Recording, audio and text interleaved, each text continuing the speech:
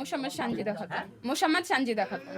আচ্ছা সানজিদা, আপনার সঙ্গে কি ঘটনা ঘটেছিল? আপনি মামুনের বাসায় থাকতেন, আসলে সেই ঘটনাটা বলেন, নাকি আপনাকে মোহনা শিখিয়ে না, সেই ঘটনাটা আপনি একটু বলেন, আসলে আপনার সাথে কি ঘটেছিল?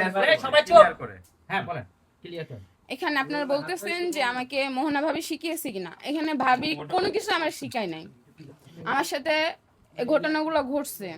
ওনার বাবা যে আমাকে করছে, আমাকে জোর করার চেষ্টা করছে, ইভেন উনি আমাকে টাকাও দিছে, টাকা দিত, আমার লোভ দেখাইছে যে তুমি যদি আমার সাথে থাকো আমি তোমার 500 1000 আমি তোমার টাকা দিব। উনি আমাকে বলছে আমি যদি মারা যাই তারপরে তুমি আমার বাসা থেকে যাবা না।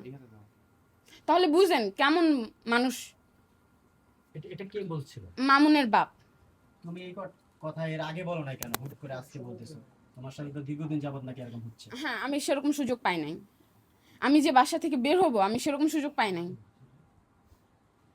মামুনের মা আমার সবসময় চোখে চোখে রাখতো, আমি কই যাই কি করি আমি সবসময় চোখে চোখে। ওনার বাসায় একটা কুকুর আছে, ওটা নিয়ে আমি বের হই, উনিও আমার সাথে বের হইতো, আর দেখতো আমি কার সাথে কি বলি। আমি সেরকম সুযোগ পাই নাই। কালকেও উনি দেশে গেছে, আর ওনার মেয়েও দেশে গেছে, মানে আমাকে মায়েরা পরে দেশে গেছে। পরে আমি এই সুযোগ পাইছি। মামুনের বোন। এই যে রুটি ঠান্ডা হয়ে গেছে, রুটি আগে বানাইছি, রুটি ঠান্ডা হয়ে গেছে, গরম গরম রুটি খাইতে পাই নাই, এই বিষয়টা নিয়ে। যখন আমি বাসায় ছিলাম তখন দেখতাম যে মামুনের বোনকে খাবার নিয়ে খুব কষ্ট দিত, মারতো অনেক। তখন আমি এটা নিয়ে প্রোটেক্ট করতাম, মামুনকে বলতাম। পরে আমি যদি খাবার খাইতে বসতাম, খাবার খাওয়ার জন্য উনি আমাকে মানে ইয়া করতো। আচ্ছা, মামুনের মা 3 দিন আগে নাকি দেশে গিয়েছে? হ্যাঁ। কালকে নাকি গিয়েছে আপনি বললেন? না, কালকে ওর বোন গেছে। আচ্ছা, এই যে তোমাকে মানে দিনে বেশি করতো নাকি রাতে? রাতে তুমি কার সাথে ঘুমাইতা, কিভাবে? রাত্রে আমি যখন আপু মানে মরিয়ম আপুর সাথে যখন ঘুমাইতাম, আপু তো কানে শোনে না, আবার কথাও বলতে পারে না। সো আপু খাটে ঘুমাইতো, আমি নিচে ঘুমাইতাম। তখন বলতো, আমি চিৎকার করলে তো ও শুনতো না। পরে কয়েকদিন এসব করার পর আমি কয়েকদিন মামুন ভাইয়ের মাল্লাও ঘুমাইছি। ওখানে উনি ওরকম করতো। আমি ওখানে যদি ওনাকে আম্মু বলে ডাক দিছি, উনি সজাগ, তারপর উনি সাড়া দেয় না আমার ডাকে। এরকম কিছু নাকি করতে চেষ্টা করছে। এই কয়দিন কি মামুন কি অন্য কাউকে নিয়ে আসছে বাসায় বললো? হ্যাঁ, আসছিল। কি আসছিল? একটা মেয়ে, একদিন আসছিল, দুইটা মেয়ে। ওনারা প্রায় 2-3 ঘন্টা ছিল, গেছে, পরে চলে গেছে। পরে আরেকদিন একটা মেয়ে আসছে, ওনার একটা বেবি আছে, মেয়েটার একটা বেবি আছে। উনি সারা রাত ছিল। আর ভাইয়ের বাসায় যে সজীব নামে একটা ছেলে আছে, উনিকে রুম থেকে বের করে দিয়ে মামুন ভাই ওই যে মেয়েটা আসছিল, ওই মেয়েটা একা রুমে ছিল, ওরা দুইজন মিলে এই যে সারাটা রাত। 2-3 জন করে মেয়ে নিয়ে আসতো রুমে, কি করতো আমি তো বলতে পারবো না, রুমের ভিতর কি করে আমি তো আর বলতে পারবো না। মামুন ভাই সব ধরনেরই নেশা করে, বাবা খায়, গাঁজা খায়, এবং মাদকও সেবন করে। ও তো ছোট মানুষ, ও তো আসলে কিছু বুঝে না। যেটা দেখেছে এটাই বাবা কি রকম? সানজিদা মোহনা ওই বাসা থেকে বের হয়ে আসার পরে মামুন কি সেই বাসায় কোনো এক্সট্রা মেয়ে ঢুকিয়েছিল? বলেন। হ্যাঁ হ্যাঁ। আচ্ছা, কি মানে মেয়ে নিয়ে কি মামুনের রুমে ছিল নাকি আলাদা? না, তো বললো ভাই মামুন ভাইয়ের রুমেই ছিল সারা রাত। আপনি চিনতেন তাকে? না, মেয়েটাকে তো চিনি না, তবে দেখলে চিনতে পারবো। এখন আপনি কি চাচ্ছেন আপনার সঙ্গে যে এই ঘটনাগুলো ঘটছে? আমি চাইতেছি এটা মানে প্রত্যেকটা মেয়ে জানা উচিত, যাতে কোনো মেয়ে আর এরকম ওদের পরিবারে যায় এরকম মানে বিপদে না পড়ে। আচ্ছা ঠিক আছে। মাঝের থেকে নিয়ে আসছি, উনি একদিন গিয়েছিল, তারপর ওখানে ওকে পেয়েছে। মিরপুর শাহালি। শাহালি মাজারে কেন যেত তারা? বলতে পারবো না, সেদিন ঝগড়া করে গেছে। আমি জানি না, আমার শাশুড়ি মনে হয় তাবিজ করতেই যেত। হ্যাঁ, করে।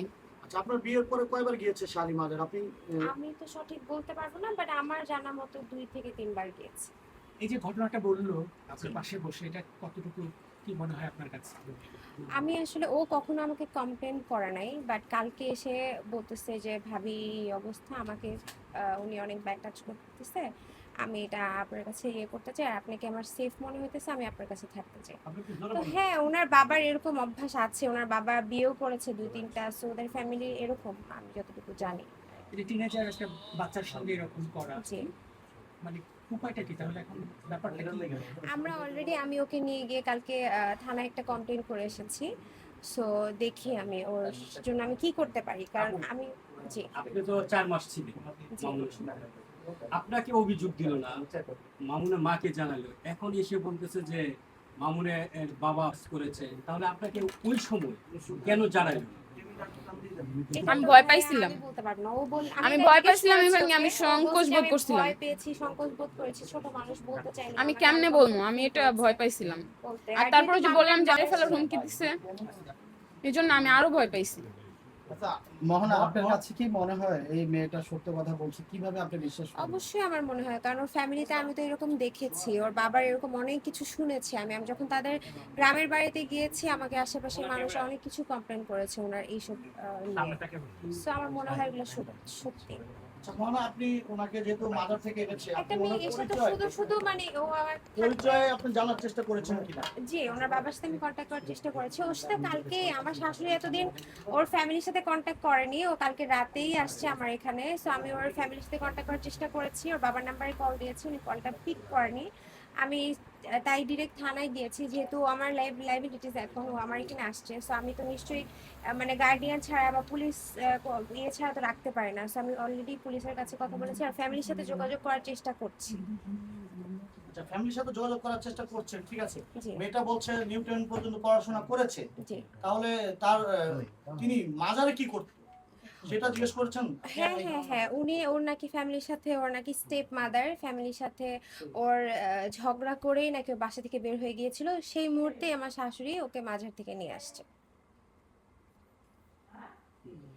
আচ্ছা মোহন আপু, আপনি আগের একটা ইন্টারভিউতে বলেছিলেন যে আপনাকে মামুন বিয়ে করেছে, কাগজপত্র ঠিক নাই, হ্যাঁ তার কোনো সত্যতা নাই, বা হ্যাঁ। আসলেই ওদের কি সেটা সঠিক কিনা, হ্যাঁ ভুয়া কাগজপত্র কিনা? না ভাই, আমি কাবিনের কাগজ অনেক কষ্ট করে উঠিয়েছি, কাবিনের কাগজ এখন আমার হাতে। সো কাবিনটা ভুয়া না, কাবিনটা ঠিক আছে। প্রায় মামুনকে আসে নিচে। হ্যাঁ, প্রায় আসে, এসে চিল্লাপাল্লা করে। আজকে তো আপনারা দেখলেন নিচে দাঁড়িয়েছিলেন, প্রায় আসে। গতকালকে রাতেও এসেছিল। এগুলো জাস্ট মানুষের সিম্প্যাথি গেইন করার জন্য আসে ভাই, আর কিছুই না। আপনি ওর মুখ থেকেই শুনেন আমি যাওয়ার পরেও ও কি করেছে, বাসায় মেয়ে এসেছে কিনা, ও সব কিছু বলতে পারবে ভালো। ও এসে আমাকে বলতেছে যে ভাবি আপনি যাওয়ার পরেও বাসার মধ্যে ভাইয়া অনেক মেয়ে নিয়ে আসছে, মেয়েরা সারা রাত ছিল, ওর বাবা মা ছিল।